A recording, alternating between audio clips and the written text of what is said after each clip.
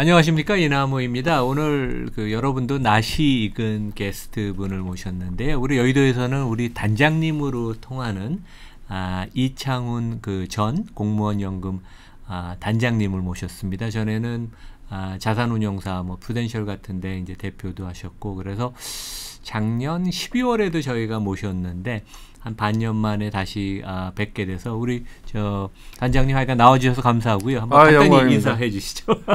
네, 뵙게 돼서 반갑고요. 뭐 소견이지만 도움이 되었으면 합니다. 저희가 상반기를 이렇게 보면 네. 국내 시장은 뭐 되게 재미없다가 이제 조금 이제 끝에 올라가는 것 같아서 보니까 코스피가 한 5%쯤 올랐고, 네. 미국 시장은 이제 꾸준히 오르고, 뭐 시장 전체로는 한 15%, 물론 이제 뭐 엄청나게 오른 엔비디아나 빅테크들도 있지만, 이게 저희가 이제 큰 흐름을, 왜냐하면 이제 워낙 경험이 많으시니까 단장님께서 이게 큰 흐름을 보면 지금 뭐 계속 장이 어떤 상승 국면으로 가는 건가요? 아니면 이제 뭐 사이클상 조금 이제 장이 이제 좀 쉬어가는 국면인가요? 어떻게 저희가 봐야 되나요? 그러니까 이제 뭐 미국 시장은 지금 뭐 워낙 뜨겁잖아요, 그죠? 네. 워낙 뜨거운 것 같고, 전반적으로 보면은 뭐 일단 뭐 미국 시장이 강한 이유는 뭐 몇 가지 요인들이 이제 있죠. 그러니까 보면 우선은 이제 빅테크 이야기 하셨지만, 빅테크들이 뭐 워낙 좋은 실적을 내니까, 그러니까 뭐 실적도 괜찮은 상태에서, 그 다음에 전 세계에 있는 뭐 연기금이나 국부펀드나 뭐 심지어는 이제 우리나라 사람들 뭐 개인 투자자 자금이나 그런 것들이 다 미국 시장으로 들어가고 있잖아요. 그러니까 수급적인 측면 말씀하시는 거죠. 그러니까 수급적인 측면들이 워낙 좋은 것 같고, 인플레이션이 쉽게 잡히지는 않지만, 어쨌든 파월 의장도 이야기했지만 디스인플레이션 국면은 맞는 것 같다. 그러니까 꺾였다. 그렇죠. 꺾여서 뭐 원하는 만큼은 안 내려오고 있지만, 어쨌든 인플레이션도 내려오고 있고, 뭐 그런 상태에서 주변 국가들 보면은 뭐 유럽도 금리 인하를 했고, 캐나다도 금리 인하를 했고, 뭐 그러니까 다음에는 미국도 금리 인하를 할 가능성이 높다. 대체적으로 지금 9월 정도에 금리 인하를 할 거라고 시장이 생각하고 있잖아요. 그렇죠. 그런 상태에서 이제 매크로 경제, 펀더멘털은 슬로우해지고 있긴 하지만 그게 뭐 걱정할 만큼 하드랜딩하는 모양은 아니다. 뭐 그러니까 전반적으로 여러 여건들이 미국 시장이 많이 강하게 올라갈 수 있는 그런 토대들을 이렇게 형성해 준 것 같고요. 다만 이제 걱정하는 거는 많이 올랐다는 거죠, 그죠? 그러니까 밸류에이션 주가가 좀 비싸다. 그렇죠. 밸류에이션 아마 뭐 S&P 500이나 나스닥이나 보면 뭐 옛날에 닷컴버블 제해놓고 나서 보면은 뭐 PER 관점에서 보면은 거의 뭐 제일 높은 수준에 있으니까 뭐 언제든지 빌미가 있으면은 조정을 받을 수 있는 거죠. 그러니까 이제 불안한데 원래 주식시장이라고 하는 게 의심의 벽을 타고 들이대 오른다니까 계속 올라가고 있는. 그러니까 이게 베어리시한 사람이 좀 있을수록 그걸 또 극복하고 또 올라가는 게 시장이니까요. 그래서 얼마 전에 뭐 JP 모간의 뭐 헤드 오브 리서치가 스트레치스트가 잘렸다며. 해고당했죠. 배우 4,200 계속 불렀던 친구인데. 그런 것 같고, 우리나라 시장은 못 올랐죠. 못 올랐는데 지수가 못 올랐을 뿐이지 사실 그 안에 뜯어보면은 종목별로는 뭐 많이 오른 종목들이 많잖아요. 약진한 종목도 꽤 있습니다. 많죠. 뭐 특히 뭐 그 전력 설비 관련 주식들 이런 것들은 뭐 몇 배씩 올랐잖아요. 근데 삼성전자가 못 오른 거죠. 하이닉스도 많이 올랐고. 그래서 뭐 그다음에 워낙 이제 우리가 갖고 있는 뭐 중후장대 산업, 뭐 화학, 철강 이런 것들은 구조적으로 계속 못 오르고 있고, 뭐 중국 경제도 생각만큼 회복이 안 되니까 그런 것도 있고, 수요 공급도 이제 그쪽은 공급이 넘쳐나니까 뭐 그런 문제가 있어서 그게 이제 무겁게 눌려 있죠. 중후장대 산업이 그야말로 무겁게 눌려 있는 상태에서 삼성전자가 기대만큼 못 올랐기 때문에. 근데 이제 앞으로 갈수록 보면 우리 시장이, 제가 이제 지난번 늘 나오면은 미국 시장이 한국 시장보다 훨씬 좋아 보인다. 그때 그런 말씀하셨죠. 지금부터는 상대적인 수익률 측면에서 한국이 나아질 수도 있지 않을까 그런 생각이 들더라고요. 그래서 왜냐하면 이제 미국 시장 많이 올랐고 이제 엔비디아도 좀 이제 막 뻗어가기 부담스럽잖아요. 그래서 아마 미국 시장이 뭐 2분기 실적이 또 이제 나오기 시작하면 그것도 굉장히 중요한 포인트가 될 것 같은데 2분기 실적이 굉장히 또 괜찮으면 뭐 더 가겠죠. 그런데 3분기 가서도 또 더 괜찮을 수 있을까? 미국 시장이? 왜냐하면 좋긴 좋겠지만 예를 들어 엔비디아를 예를 들면 무지하게 좋지만 그 좋다고 하는 것의 증가율이 시장의 기대보다 조금씩 꺾이기 시작하면 시장은 선반영해서 조정이 될 수도 있잖아요. 그 주가는 이제 이게 증가율이 중요한 거니까 그렇죠. 그래서 조금씩 어떻게 보면 이보다 더 좋을 수는 있을까? 뭐 이런 국면에 들어가는 것 같고 한국은 이제 상반기 내내 보면은 외국인들이 엄청 사지 않았나요? 뭐 오늘도 아까 신문에 나왔는데 하여간 23조 원 상반기에 샀다고 그러더라고요. 그래서 저도 거의 처음 처음 보는 숫자인데. 그런데 지수는 못 올랐죠. 예, 그렇죠. 그러니까 이제 우리가 이제 코로나 때 생각해 보면 2021년도였나요, 코로나가? 2020년에 이제 터졌죠. 2020년, 2021년. 그때 주가 올라갈 때 보면은 지수는 많이 올라갔는데 외국인들은 많이 팔았거든요. 그리고 나서 꺾였잖아요. 한국 주식 그 코스피, 코스닥 다 그렇게 보면은 이제 워낙 바닥에서 물량들을 다 받아줘서 오히려 이제 하방 리스크가 좀 작아진 거 아닌가 이런 생각이 들더라고요.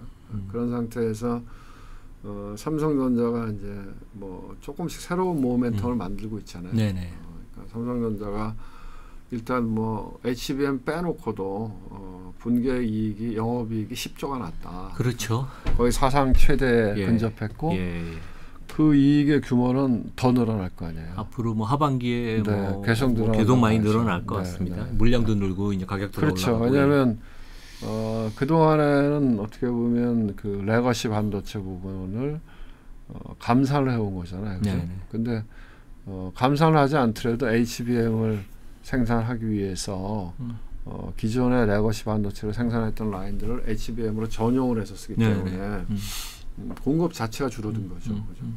그런데 뭐 캐파의 여력이 있으면 이제 굳이 감산할 필요가 없을 거 아니에요. 가격이 많이 올라왔으니까. 그러면은 증산하기 시작하면 이익의 규모는 더 늘어날 수 있겠죠. 그런 상태에서 뭐 HBM 들어간다는 거 아닙니까? 지금 상황으로 보면. 뭐 시간의 문제겠죠. 결국 그러니까요. 되긴 되겠죠. 그렇죠. 거의 그러니까 저희는 잘 모르지만 주가가 이야기해 줄 텐데 뭐 며칠 전에 보면은 외국인들이 삼성전자 한 종목만 거의 1조 사지 않았나요? 지난주 금요일인가 그랬습니다. 그렇죠. 그런 걸로 봐서는 제가 보기에는 뭐 들어간다고 봐야 되겠죠. 그러면은 삼성전자가 뭐 10만 원 트라이 할 수 있겠죠. 그래서 뭐 그런 맥락으로 보면은 오히려 조금 한국 주식이 상대적으로 미국 주식보다 향후에는 뭐 향후 한 6개월 이렇게 놓고 보면 아웃퍼폼할 가능성이 있지 않을까? 개인적인 생각입니다. 그리고 이제 미국 같은 경우에는 금리 인하를 할 거 아니에요, 그죠? 그러면은 지금 그리고 이제 금리 인하를 한다는 얘기는 뭐냐면 고용 데이터도 조금 소프트하게 소프트하게 나오고 경기도 조금 꺾이고 뭐 그런다는 얘기 아니겠어요? 그렇죠. 그리고 물가도 내려가고 그런 상태에서 기준금리 인하를 한다. 그러면은 이제 그동안 계속 달러 강세였잖아요. 그러면 그 달러 강세가 방향이 바뀔 수도 있다. 그러면 지금 우리도 작년에는 워낙 약세한 게 뭐 맥락적으로 이해가 됐어요. 경상수지도 적자고. 근데 올해는 지금 경상수지 흑자가 계속 나는데도 그렇죠. 환율이 1,400원대 근처가 있잖아요. 제가 보기에 이제 수급적인 측면에서 국민연금이 참 국민연금이 도움이 안 돼. 국민연금이 최근에도 좀 많이 팔았다는 뉴스 맞습니다. 국민연금이 이제 국내 주식도 뭐 줄이지만 해외 포션을 늘리니까 결국 그건 달러에 대한 디맨드를 계속 높이는 거잖아요. 그러니까 이제 한국은행에서 야, 니네 그래서 그 환율을 올려서 나라 망치지 말고 그러면은 우리하고 수합하자 이런 거 아니에요? 그렇죠. 그래서 한국은행하고 국민연금이 통화 수합을 해서 예. 시장에서 달러를 안 사게. 어쨌든 그렇게 하는데도 불구하고 1,400원 근처에 왔는데 그게 좀 반전될 수 있지 않을까. 더군다나 지금 일본도 어쨌든 이 환율이 올라가는 거에 대한 부담을 많이 느끼잖아요. 최근에 뭐 정치적으로도 기시다가 부담을 많이 느끼는 것 같습니다. 그렇죠. 그러니까 다른 나라들은 이제 중앙은행들이 금리를 인하한다는데 BOJ는 오히려 거꾸로 인상을 계속 카드를 만지작거리는 거 아닌가요? 그래서 만약에 뭐 엔화 약세도 좀 종결되고 이러면은 오히려 하반기에는 원화가 강세로 갈 수 있는 여지가 생기는 거 아닌가? 그렇게 되면은 밑에 지금 뭐 외국인 들어와서 20-30조 계속 사줬는데 거기에 이제 국내 개인 투자자들이 와서 좀 붙어주면 오히려 상대적으로 국내 시장이 조금 더 미국 시장보다 좋아질 가능성이 있지 않나? 뭐 그런 상상을 해봅니다. 아니 뭐 그러니까 논리적으로는 충분히 말이 되네요. 왜냐하면 이게 주식이라는 게 수급적인 관점에서 보면 외국인들이 많이 사주는 상황에서 개인들이 팔다가 어느 순간 그게 뻥 뚫려서 그렇죠. 주가가 올라가는 경우도 과거에 있었으니까. 그런데 외국인들이 산다고 해서 저 개인들이 만약에 들어와 산다. 그런다고 해서 외국인들이 바로 팔지 않잖아요. 네, 그렇죠. 그렇죠. 좀 바이앤홀드하는 경향이 있으니까 우리가 이제 우리나라 시장이 참 제가 보기에는 뭐 코리아 디스카운트 얘기를 많이 하지만 뭐 우리 이 교수님이 더 전공이지만은 가버넌스 디스카운트가 있고 지배구조 이슈가 있는 거 아닙니까? 뭐 이번에 상법개정도 나가야 된다니까. 좀 하나 연기됐습니다.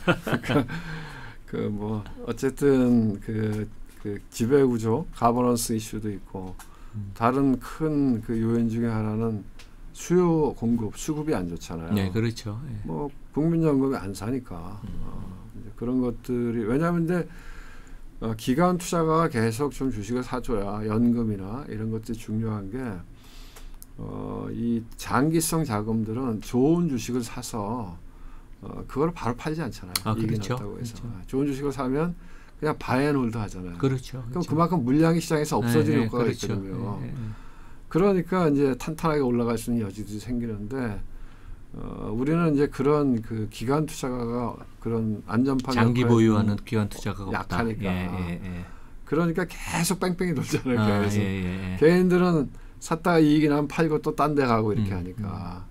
근데 이제 제 생각엔 만약에 개인들이 한국 시장으로 돌아오면 그러면은 외국인들이 샀던 물량을 금방 팔 건 아니니까 조금 더 탄력 있게 움직일 수 있는 여지가 생기지 않을까 뭐 그런 생각이 들더라고요.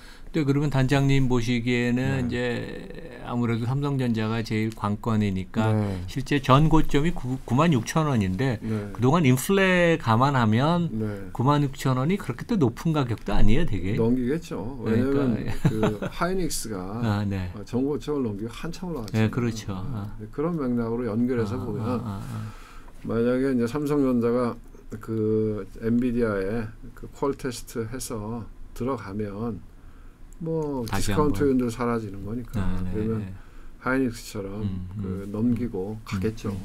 그렇게 봐요. 정오점 넘긴다 이렇게 봐요.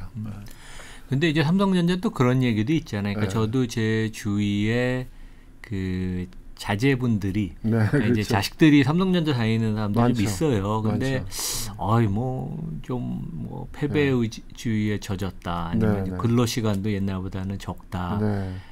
이게 뭐 도전하는 의식도 좀 적다. 이제 그런 얘기 들으면 좀 걱정이 많이 되는데, 근데 뭐 과거만큼은 그 근원적인 경쟁력, 코어 컴피던스는 부족하겠죠. 그런 것 같아요. 저도 얘기 들어보니까 인텔을 우리가 보면 알잖아요. 그러니까 인텔이 옛날에 제가 펀드 매직 때 할 때 제 기억에 인텔의 시가총액이 우리나라 상장회사 전체 시가총액보다 크다 작다 이런 얘기를 들었던 게 있는데 그 인텔이 이렇게 쇠퇴했잖아요. 그러니까 이제 그 잘 나가는 기업도 그 관료화가 되고 조직이 특히 이제 CEO가 중요하죠.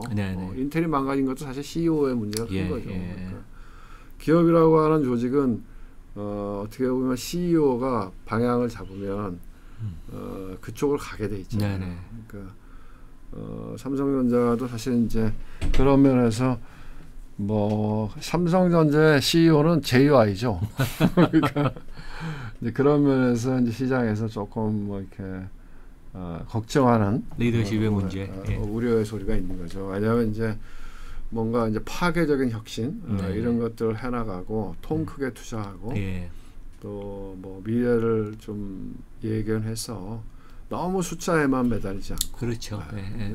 이제 앞을 내다보는 그런 과감한 그렇죠. 그런 결정이 그 선대 필요한데. 회장님처럼 이건희 회장님처럼 뭐 그런 사실 그 탑 그 리더가 뭐 이게 많이 났다 적게 났다 이걸 매일 볼 필요 없거든요. 그럼요. 그런 거 중요한 게 아니고 포워드 루킹하고 지금 파괴적 혁신을 해나가고 예를 들어서 ARM 같은 거를 인수했으면 얼마나 좋았겠어요.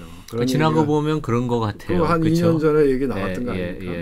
근데 anyway, 근데 이제 말씀하신 대로 그런 부분이 있는 것 같아요. 저도 얘기 들어보니까 그런 게 문제인 것 같더라고요. 삼성전자에서 이제 임원을 안 하려고 그런다는 얘기 들어보셨어요? 그런 얘기가 그러니까 영구히 오랫동안 그냥 고참부지 않는. 네, 그러니까 그거는 제가 보니까 제가 그때 공무원 연금 들어가서 자금운용단장 할 때 저도 깜짝 놀랐거든요. 왜냐하면 거기에 이제 1급 실장들이 이제 우리식으로 하면 임원이잖아요. 그러니까 승진하면은 본부장이 되거든요. 근데 정년이 좀 3, 4년 남아 있다. 그런 사람은 본부장 승진을 안 하려고 그러더라고요.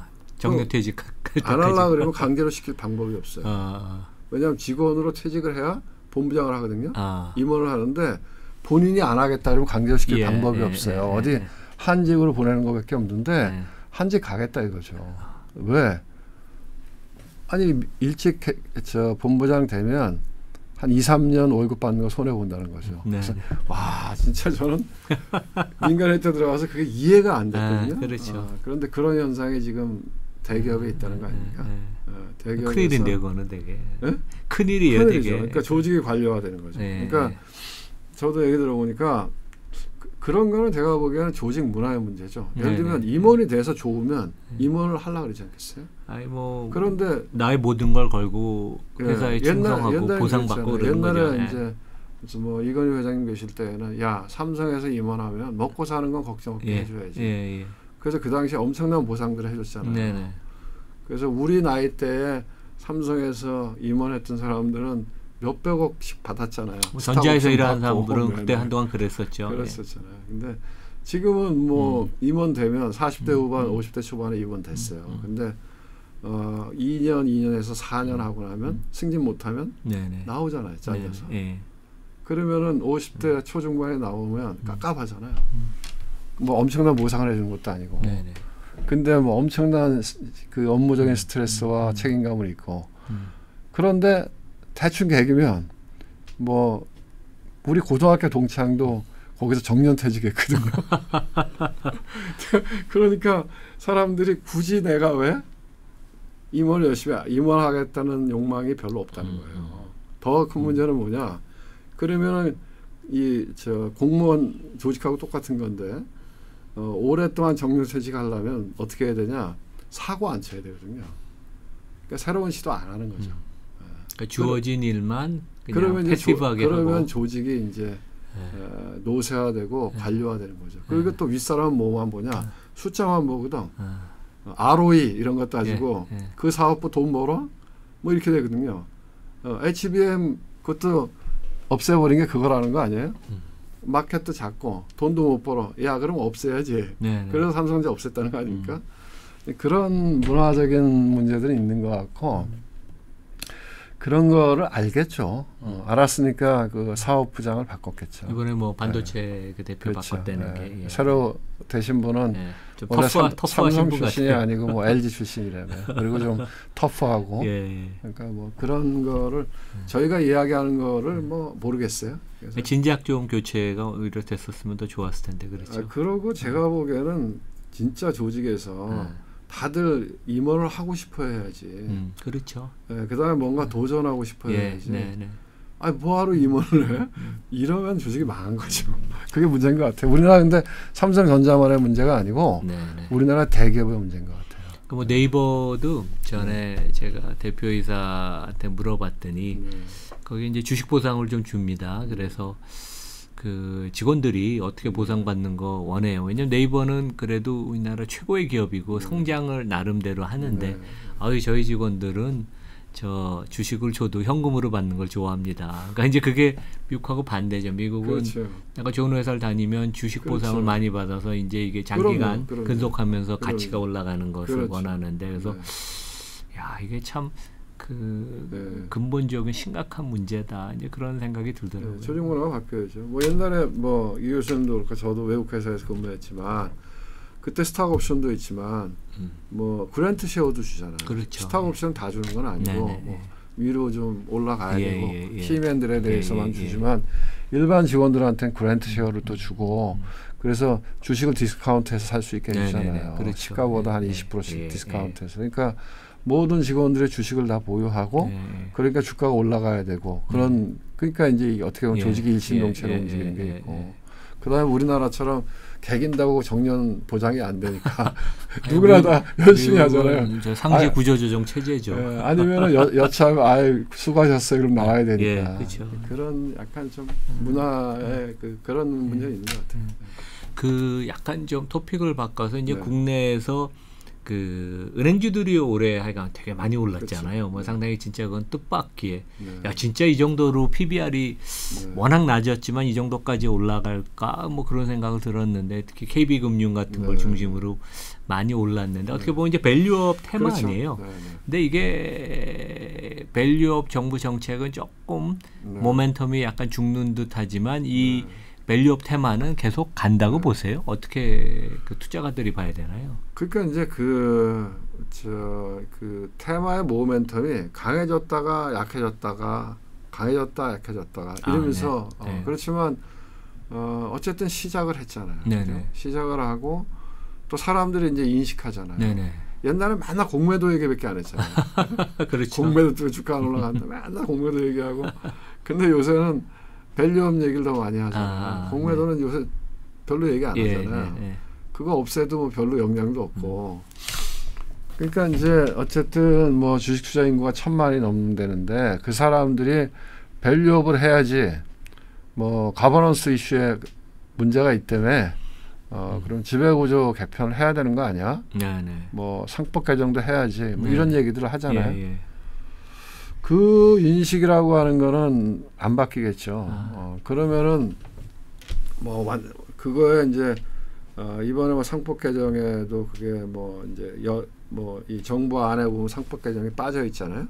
뭐 지난주 발표한 거에 보면 일단 보류하는 걸로 돼 있습니다. 빠져 있고 뭐 나머지 뭐 상속세니 뭐 이런 금투세니 뭐 이런 얘기 들어가 있는데 어쨌든 이 한 1,000만 명이 그런 인식을 갖고 있다고 하면 선거 때마다 그게 이슈가 되지 않을까요? 왜냐하면 선거에 유리한 쪽으로 가져오려고 정치인들이 기가 막히게 그것도 그렇죠. 활용하지 않을까. 그러다 보면은 한 발씩 한 발씩 나가겠죠. 그런데 뭐 그게 주가가 어쨌든 많이 올라왔잖아요. 많이.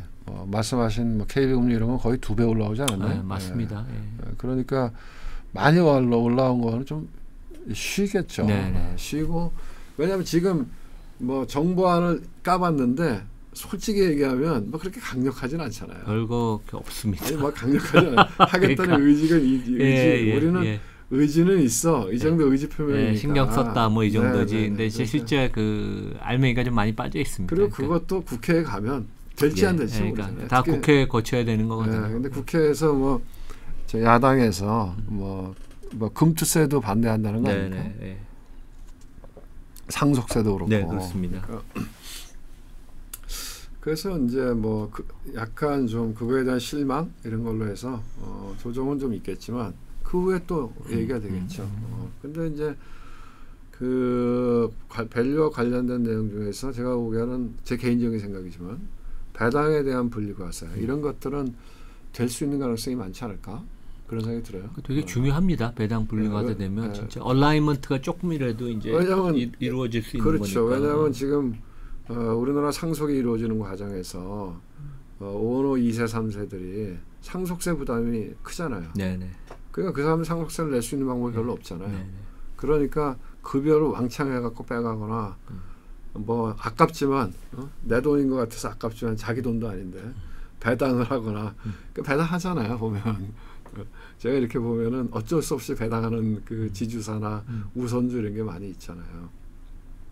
근데 만약에 이제 배당을 분리가서 해준다 그러면은 배당을 좀 더 늘리지 않을까. 그래서 그러니까 네트로 수령하는 금액이 많이 늘어날 그렇죠. 수가 있으니까. 그러면 이제 뭐 이제 오너나 일반 주주나 이해관계가 좀 일치될 수 있고, 그리고 제가 보기에는 배당이라고 하는 건 사실 법인세를 한번 냈잖아요. 그렇죠. 그러고 나서 배당하는 거니까 그것까지 또 합산과세 이중과세 문제가 있긴 있습니다. 분리과세하는 것도 나름대로 그렇게 조세정에 어긋나는 건 아니다 이런 생각이 들고. 네, 맞습니다. 상속세는 제 개인적인 생각으로는 세율이 너무 높으니까. 그다음에 뭐 상속세 면제 한도도 뭐 20년 전에 만든 거라고요. 그렇죠. 그걸 뭐 약간 현실화해 주는 정도는 할 수 있는 거 아닌가 이런 생각이 들고, 금투세는 뭐 제가 요걸 바가지로 먹겠지만 저는 개인적으로 하는 게 맞다고 생각하거든요. 왜냐하면은 뭐 조세 형평 차원에서 큰 그림을 모든 보면. 소득이 있는 곳에는 우리가 세금을 국가가 유지되려면 세금을 매겨야 되는데 그럼 뭐 지금도 세수가 적자가 뭐 50몇 조라며요. 엄청나게 뭐 가장 큰 그 재정 적자를 지금 보이고 있다는데 그 상태에서 계속 감세를 해준다. 그걸 국민적인 정서가 받아들일 수 있을까? 그리고 뭐 아니 근로소득세도 내는데. 근데 저는 그런 생각이 들더라고요. 만약에 그게 그렇게 이슈가 된다고 하면 5천만 원이잖아요. 네네. 그거 한도를 좀 올려줄 수 있는 거 아닌가요? 만약에 그 한도를 한 1억으로 올렸다. 그럼 아마 대부분의 사람은 아무 해당 안 될 것 같은데 아주 부자 빼놓고 그 아주 부자인 사람은 세금 좀 내도 되는 거 아닙니까? 그것도 좋은 아이디어네. 그러니까 나는 생각에 맨날 금투세 한다 만다 이렇게 싸우지 말고 뭐 한 1억 정도로 올려서 그러면 제가 보기엔 대부분의 사람은 해당이 안 될 테니까 그럼 저항이 적겠죠. 그리고 뭐 저 금융소득이 1억 이상 넘는 사람들은 세금을 좀 내도 되는 거 아닌가? 그런 생각이 들고. 근데 이제 지금 준비가 안 됐다며요. 네. 증권사들이 뭐 아이가 그러니까 뭐 준비가 안 됐다 그런 어쨌든 얘기도 합니다. 뭐 합산과세는 해줘야 될 거 아니에요. 손실상계는 해줘야 되고 지금처럼 또 뭐 이익이 난 거에는 원천징수하고 나중에 네가 알아서 환급 받아가 그런 거는 좀 심한 거죠. 그거는 국가가 국민들한테 진짜 그거는 너무한 것이. 아니, 서비스를 해줘야지. 그냥 국세청이 좀 그렇습니다. 아니 국세청이 아니 그게 저 뭐죠 5월달인가 종합과세 낼 때 그때 내야지 미리 막 다 뜯어가고 나중에 네가 찾아가 그건 아닌 것 같은데. 그래서 뭐 그런 제도적인 보완도 하고 만약에 그게 5천만 원 하면 좀 저항이 있을 것 같아요. 5천만 원 뭐 벌 수 있는 사람들 꽤 있을 것 같은데 5천만 원이 아니라 한 1억 정도 올렸다. 그러면 대부분은 뭐 부자들 별로 아주 부자 별로 상관이 없을 것 같아서 그렇게 좀 수정 보완하는 것도 방법이겠다. 이제 그런 생각이 들더라고요. 그 하여간 국내 얘기 말씀 너무 잘 들었고요. 그러니까 마지막으로 제가 하나 여쭤보고 싶은 게 이제 요즘 국내에서 미국 투자를 워낙 많이 하고 한 150조 원 지금 요즘 미국 주식 들고 있다 그러는데 장기 투자를 하는 사람들은 하는 분들은 이제 뭐 하반기에 좀 미국 주식이 쉬어가도 이럴 때 그냥 가만히 있고 버티고 쭉 넘어가는 게 좋은 거죠, 되게. 그 제가 그 얼마 전에 이렇게 어느 유튜브로 한번 봤는데 거기에 보니까 과거 실증 분석을 한 그런 내용이 있더라고요. 그러니까 뭐 지난 한 30년 뭐 이렇게 해서 30년 뭐 장기 트렌드로 해서 미국 지수를 저점에서 계속 산 경우 어마어마한 수익이 났겠죠. 저점을 지나가면 알지 그때는 모르잖아요. 그러니까 이제 과거 이제 실증 분석하고 가상의 시나리오를 세워서 폭락이 왔을 때 산 경우 엄청난 뭐 그런 거네. 그렇죠. 그다음에 그냥 평균적으로 그냥 포뮬라 플랜에 의해서 매달 일정 금액씩 산 경우 그다음에 그 제일 고점에서만 산 경우 어느 경우에도 수익이 좋았다는 거예요. 어느 경우에도 모든 경우에 다 그렇잖아요. 지금 지수가 훨씬 높으니까. 그렇죠. 닷컴 버블 때 닷컴 버블 폭락하기 전보다 높고 그때 제 기억으로 나스닥이 한 5천 정도 갔었나? 그다음에 2008년 금융위기 때는 뭐 그 전보다도 높고 언제보다 다 높으니까 올타임 하이니까. 제가 상대 수익률의 차이는 있지만 네, 그렇죠. 미국 시장은 계속 제가 왜 이제 이런 얘기를 하냐면 제가 이제 학교에 가서 강의를 하잖아요. 네네. 그 친구들한테 이제 레코멘드하는 여러분들이 재테크 부자가 되는 방법 1번 주식하지 마라. 여러분 주식하는 거 계속 트레이딩하는 거다. 근데 그게 여러분들이 예측을 해서 주식을 한다는 건 되게 쉽지 않은 일이다. 그거는 아주 전문가의 영역이니까 전략적 자산 배분을 해서 계속 투자해라. 지난번에도 그 말씀하셨죠. 전략적 자산 배분을 좀 길게. 50%는 지수 관련 ETF. 그 다음에 30%는 대안 투자. 그 다음에 20%는 현금 예금. 이렇게 해서 50% 중에서 미국 비중은 70%. 네네. 3분의 2 이상.